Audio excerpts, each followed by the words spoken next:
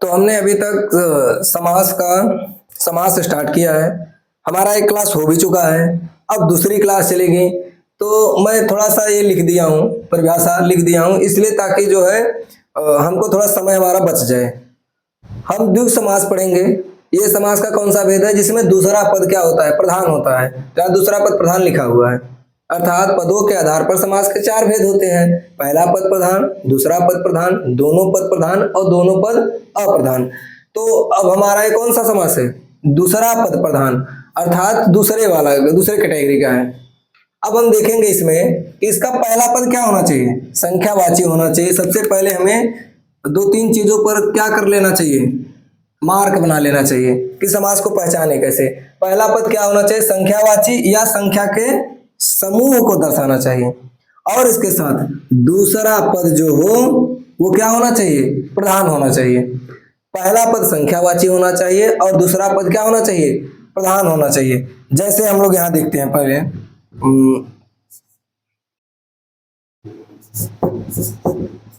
नवरत्न। तो देखिए पहले पद में नौ आ रहा है, नौ मतलब किसी संख्या को दर्शा रहा है और इस सामूहिक संख्या को दर्शा रहा है। तो नवरत्न का क्या हो जाएगा, नौ, और यहां क्या है, रत्न है, तो लिखिए नौ रत्नों का समाहार। समाहार लिखिए या समूह लिखिए, दोनों सही है। आप समाहार भी यहां लिख सकते हैं और समूह भी यहां लिख सकते हैं। तो देखिए पहला पद हमारा क्या हो गया, संख्यावाची हो गया, और दूसरा पद क्या हो गया, प्रधान हो गया। अर्थात नौ, ये जो नौ वस्तुओं की बात हो रही है, किसकी बात हो रही है, रत्नों की बात हो रही है। कितने रत्नों की बात हो रही है, नौ रत्नों की बात हो रही है। ऐसे ही देखें चौराहा, इसमें क्या हो जाएगा, चौ का मतलब चार,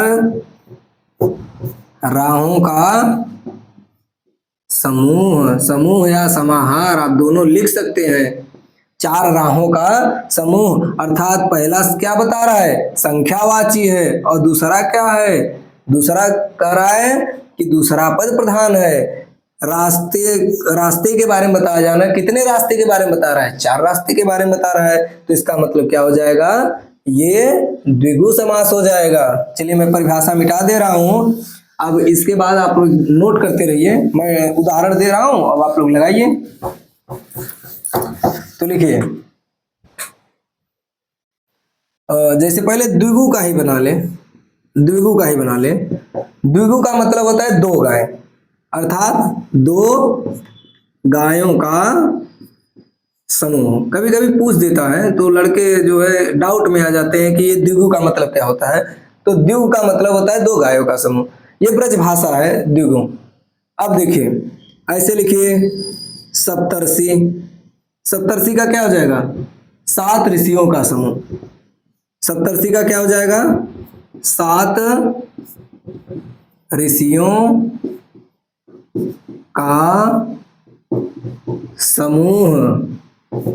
ऐसे लिखिए नवग्रह, ऐसे ही लिखिए नवरात्र, ऐसे लिखिए त्रिभुवन, ऐसे ही लिखिए, ऐसे ही लिखिए लिखिए लिखिए चौमासा, और उदाहरण लिखिए पंजाब, पंजाब, पंजाब का क्या हो जाएगा, देखिए आब मतलब होता है नदी। तो पंजाब का नाम ना पांच नदियों के नाम पर पड़ा है। तो पंजाब का क्या हो जाएगा, पांच आबों का समाहार। समाहार लगने पर थोड़ा वाक्य में वो दबदबा आ जाता है, वाक्य में थोड़ा दबदबा आ जाता है ना। आजकल के नवयुवक दबदबा जल्दी समझ लेते हैं। देखिए इसका क्या होगा, नौ ग्रहों का समूह। इसका क्या होगा, नवरात्रों का समूह। त्रिभुवन का क्या होगा, तीन भुवनों का समूह। भवन नहीं होगा, भुवन होगा, भुवन मतलब लोक होता है। और चौमासा का क्या हो जाए, चार महीनों का समूह। तो हम इसको ये सब लोग आप कर लीजिए। देखिए इसमें पहला पद होना चाहिए संख्यावाची तथा दूसरा पद प्रधान होना चाहिए, जिसके बारे में बात करें ये संख्या, जैसे कि ऋषियों के बारे में बात किया जा रहा है, कितने ऋषियों के बारे में बात किया जा रहा है, 7 ऋषियों के बारे में। देखिए आबों के बारे में बात किया जा रहा है, कितने आबों के बारे में बात किया जा रहा है, तो 5 आबों के बारे में बात किया जा रहा है। तो मैं इसे अब इरेज कर रहा हूं। अब आप लोग लिख लीजिए जल्दी जल्दी।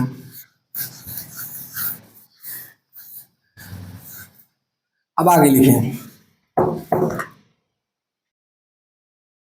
जैसे चौराहा लिखे थे, दुराहा, दुराहा लिख लीजिए। और लिख लीजिए, अच्छा चवन्नी का मतलब बताइए, चवन्नी का क्या होगा? चवन्नी, अठन्नी, चवन्नी, अठन्नी, दुवन्नी, दुपट्टा, इन सब का क्या होगा? और जो त्रिनेत्र का भी होगा, त्रिनेत्र का भी होगा, दशानन का भी होगा, पंचानन का भी होगा, षडानन का भी होगा, और त्रिभुज का भी होगा, षटकोण का भी होगा, और सप्ताह का भी होगा, 12 मास का भी होगा, इन सभी का होगा। तो आपको सब बना लेना है। देखिए सबके किताब सबके पास है, इसको सिर्फ समझना रहता है कि पहला पद संख्यावाची हो और दूसरा पद क्या हो? प्रधान हो। दुराहम क्या हो जाएगा? 2 राहों का समूह, 2 राहों का समूह। चवन्नी का क्या हो जाएगा? 4 आनों का, 4 आनों का समाहार। समाहार लिखने पर वही बता रहा हूं ना, शब्द में दबदबा कायम हो जाता है। अठन्नी का क्या हो जाएगा? 8 आनों का समूह। अठन्नी का क्या हो जाएगा? 8 आनों का समूह या समाहार। दुवन्नी का क्या हो जाएगा? 2 आनों का समूह या समाहार। दुपट्टा का क्या हो जाएगा? 2 पट्टों का समूह। त्रिनेत्र का क्या हो जाएगा? 3 नेत्रों का समूह। और देखिए उसका क्या हो जाएगा? षटकोण का क्या हो जाएगा? 6 कोणों, 6 कोणों का समूह। और षटकोण, 6 कोण, हाँ। त्रिभुज का क्या हो जाएगा? 3 भुजाओं का समूह। चतुर्भुज का क्या हो जाएगा? 4 भुजाओं का समूह। चतुर्वेदी का क्या हो जाएगा? 4 वेदों का समाहार। द्विवेदी का क्या हो जाएगा? 2 वेदों का समाहार। और क्या हो जाएगा? इस प्रकार से आपका द्विगु समास कंप्लीट होता है। द्विगु समास का आपको सबसे ज्यादा पहचान रखना है तो सबसे पहला पद क्या होना चाहिए? संख्यावाची। और दूसरा पद क्या होना चाहिए? दूसरा पद होना चाहिए प्रधान होना चाहिए। जैसे शताब्दी हो गया, 100 वर्षों का, 100 वर्षों का समूह। अर्ध शताब्दी का क्या हो गया? 50 वर्षों का समूह।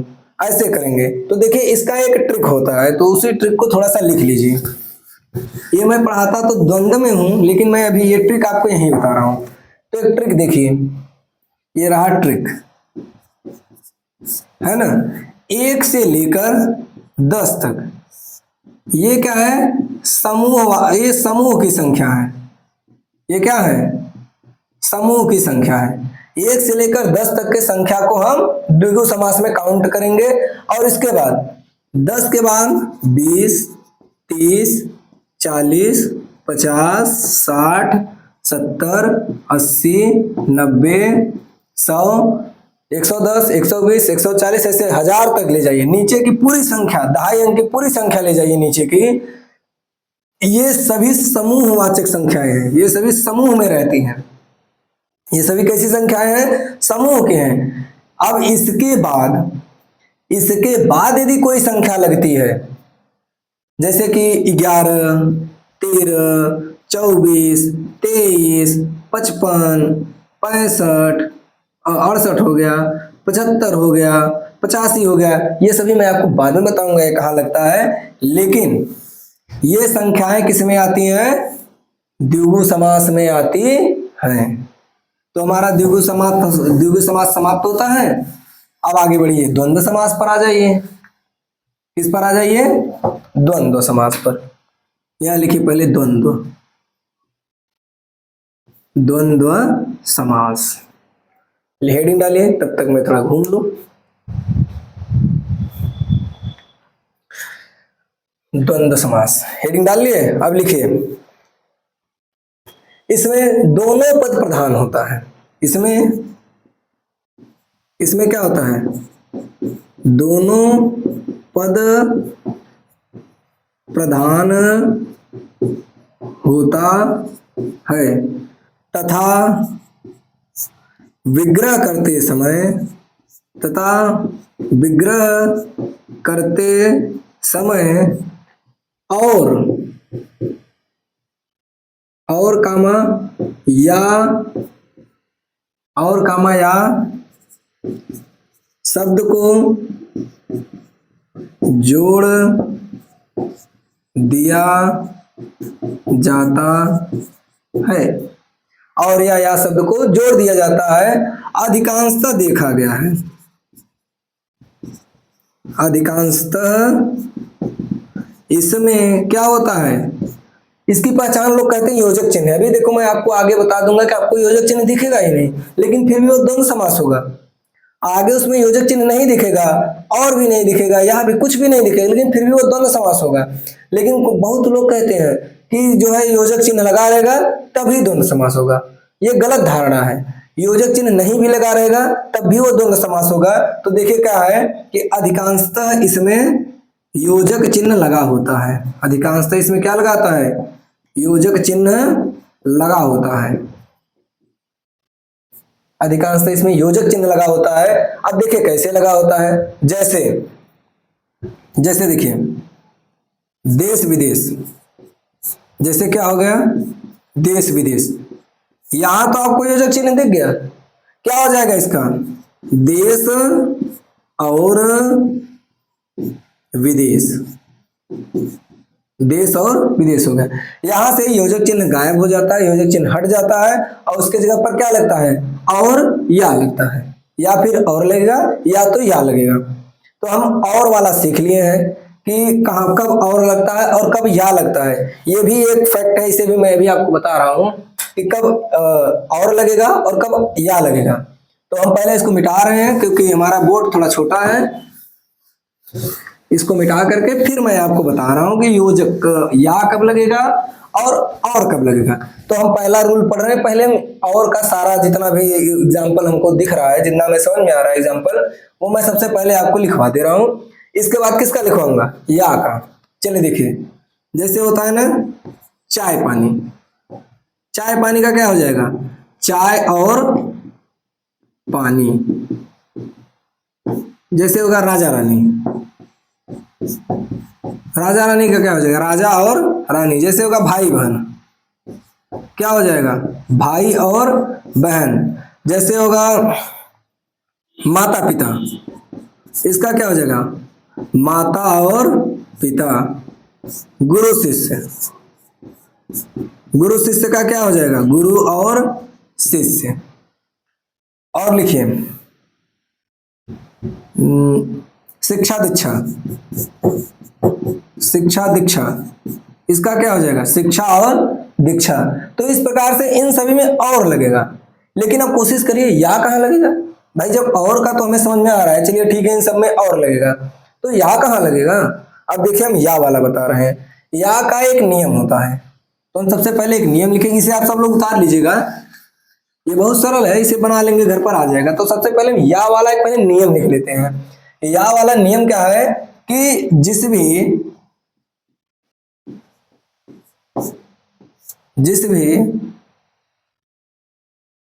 शब्द में, जिस भी पद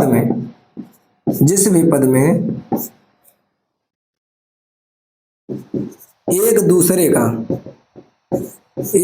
का विरोधाभास हो, क्या होना चाहिए, विरोधाभास हो, वहां क्या लगेगा, जहां विरोधाभास होगा वहां या लगेगा, वहां क्या लगेगा, या लगेगा। जैसे देखिए विरोधाभास कैसे होगा, जैसे पाप पुण्य, पाप पुण्य ये हुआ, तो इसमें क्या हो जाएगा, पाप और पुण्य होगा, दोनों एक साथ नहीं मिलेगा, चाहे पाप होगा या पुण्य होगा, तो क्या हो जाएगा, पाप या पुण्य। जैसे लाभ हानि, लाभ हानि, अगर आपको एक वस्तु खरीदते हैं तो उसमें दुकानदार को या आपको, दुकानदार को क्या होगा, या फिर लाभ होगा या फिर हानि होगा, दोनों तो नहीं हो सकता। तो इसलिए क्या होगा, एक दूसरे का विरोधाभास कर रही है, तो क्या हो जाएगा, लाभ या हानि, लाभ या हानि हो जाएगा। ऐसे ही देखिए धर्माधर्म, धर्माधर्म, धर्माधर्म का सबसे पहले हम संधि विच्छेद करते हैं, दीर्घ संधि है, तो ये कैसे हो जाएगा, धर्म प्लस अधर्म, धर्म प्लस अधर्म, और यहां से मिला और यहां से मिला और मिल करके आ हो गया, तो वही यहां लिखा गया है धर्माधर्म। चाहे धर्म हो या अधर्म हो, क्योंकि दोनों एक दूसरे के विपरीत है। धार्मिक व्यक्ति बहुत अच्छा होता है और धार्मिक व्यक्ति बहुत खराब होता है, तो इसलिए क्या हो जाएगा, धर्म या अधर्म हो जाएगा। धर्म अधर्म न्याय अन्याय, सत्य झूठ की कथा सुनाए महाभारत, धर्म या अधर्म। ऐसे ले लाभ, लाभ हानि धर्म, राजा रंक, राजा रानी तो राजा और रानी होगा, लेकिन राजा रंक का क्या होगा, यहाँ धर्माधर्म था, काहे मिटा दे रहे हो भाई, लिखे हो तो लिखे ही रहो। राजा रंक, राजा रंक, अब इसका क्या होगा, या तो व्यक्ति राजा होगा, छत्र तो बढ़िया मुकुट उकट धारण करके चलेगा, या तो व्यक्ति रंक मतलब भिखारी होगा, भिखारी का झोरा वोरा टांग कर चलेगा, भैया दे दो तो भैया दे देंगे, 10-20 रुपए देंगे, ऐसे धीरे धीरे उनका बिजनेस बढ़िया होता है भैया। हम आप पढ़ रहे हैं, वो लोग दिन भर में नहीं कुछ 1500-200 कमा रहे हैं, अच्छे से उनका फ्लैट व्लैट बढ़िया वो ले लेते हैं, यहाँ वाले नहीं, बाहर वाले। तो राजा क्या हो जाएगा, राजा और राजा या रंक हो जाएगा। तो ऐसे ही हमारा द्वंद्व समास में या कब लगता है और कब लगता है, ये क्लियर हुआ। अब जो सबसे देखिए, आप लोग अभी ये सब पढ़े नहीं है, ये वाला तो पढ़े होंगे, हालांकि ये तो पढ़े होंगे, ये तो जरूरी है, सब पढ़ते हैं, लेकिन लेकिन लेकिन मैं जो अब पढ़ाने जा रहा हूं वो कंपटीशन के लेवल का है। अभी तक तो आप जो पढ़ रहे थे तो चलिए ठीक है, घास फूस था, सब हो गया, खत्म हो गया, इसको थोड़ा अच्छे से पढ़ लेना 1-2 बार, क्योंकि ये जरूरी है। और वो वाला तो आता ही रहता है, और का तो सरल है, या वाला थोड़ा दिक्कत करता है कभी कभी, हालांकि अब अगर 1-2 बार पढ़ लोगे तो भी कोई परेशानी करने वाला है नहीं। अब देखिए, हमने अभी आपको थोड़ा सा रिमेम्बर करें, थोड़ा सा पीछे चले, तो वहां मैंने दिखाया था 1 से लेकर 10 तक और 10 से लेकर 100 तक नीचे वाली संख्या जितनी होती है वो सभी होती हैं द्वंद्व समास, वो सभी होते हैं द्विगु समास। लेकिन उसके बीच की संख्याएं क्या होती हैं, जैसे मैं लिख दिया 12, यहाँ 12 लिख दिया, तो ये कौन सा समास होगा, तो ये होगा 10 और 2, 10 और 2, अर्थात दोनों पद प्रधान है कि नहीं। मान लीजिए 2 को निकाल दे, पहला पद गुम हो जाएगा, पहले को निकाल दे, दूसरे पद का महत्व हट जाएगा। तो 10 और 2 12, 12 कौन सा शब्द है, 12 कौन सा समास है, द्विगु समास है। मान लीजिए 15, 15 में कौन सा समास है, 10 और 5, 10 और 5, कौन सा समास हो जाएगा, द्विगु समास। जैसे लिख लीजिए 25, 25 में कौन सा समास हो जाएगा, 20 और 5। जैसे लिख लीजिए 69, तो क्या हो जाएगा, 60 और 9 69। जैसे लिख लीजिए 55, 50 और 5। जैसे लिख लीजिए 79, 80 और 9 79, 70 और 9 79, हाँ 70 और 9 89 लिख लीजिए, 80 और 9 68 लिख लीजिए, 60 और 8। तो देखिए जिसमें दोनों पद प्रधान हो। अब देखिए कुछ लोग रहते हैं बीच में हमसे टोका टोकी कर लेते हैं कि मान लीजिए अच्छा 15 है तो 13 और 2 नहीं कर सकते हैं, तो भैया आप नए तक तो नए विद्वान हैं। आप अगर आप 13 और 2 कर रहे हैं तो आप नए विद्वान हैं। भाई मैं तो नहीं कर सकता, क्योंकि हमारे पूर्वजों ने अर्थात जो सन समाज जो बना रहे थे उन्होंने बताया कि 10 और 5 होगा। तो गणित वाले तो कहेंगे भैया ये तो 14 और 1 भी हो सकता है और 20 माइनस 5 भी हो सकता है 15। भाई साहब तो आपकी पराकाष्ठा अलग है, तो आप अपने स्तर पे पढ़ लीजिएगा कहीं, वहां जहां वैसे वाला पढ़ाते हो, जो आपके पॉइंट जो आपके सिलेबस को कम और इधर उधर की बातें ज्यादा करते हो, तो वो वाले बढ़िया कवर करेंगे, डोंट वरी। लेकिन हमारे पास रहोगे तो हम अपने अनुसार पढ़ाऊंगा। नहीं समझ में आएगा ये वाला तो आप कमेंट में पूछ लीजिए, और वैसे भी कमेंट आप लोग काहे करिएगा, पढ़ने लिखने का समय है, पढ़िए लिखिए, रील्स खुद देखिए, दबा करके जो होगा देखा जाएगा। वैसे हुई इंटर और हाई स्कूल वालों के लिए बड़ा इंपॉर्टेंट है। और लेकिन फिर भी मोबाइलिया आने के बाद ना गलतियां यही हो जाता है कि जब सवेरवा उठते हैं तो एक रील्स देखने के बहाने मोबाइलिया उठाते हैं, 1 घंटा कब निकल जाता है पता ही नहीं चलता। और जब वही 50% वाला पहले एक बार ऑफर आएगा तब थोड़ा पता चलेगा, फिर एक बार 90% वाला, इसके बाद तो 100% होता है, पता ही नहीं चलता। तो जो है उस कीड़े से भी थोड़ा बाहर आइए। वीडियो वीडियो अगर आप लोग भी बना रहे हैं तब तो बड़ी अच्छी बात है, और नहीं बना है तो भाई कम से कम हमारी दुकानियां चलने दीजिए। तो आज सिर्फ और सिर्फ 2 समास में पढ़ा रहा हूं। अब कल कौन सा चलेगा? कल चलेगा बहुव्रीहि और तत्पुरुष, ताकि हमारा 5-6 जो भी है जल्दी जल्दी खत्म कर देंगे। That's all, bye bye.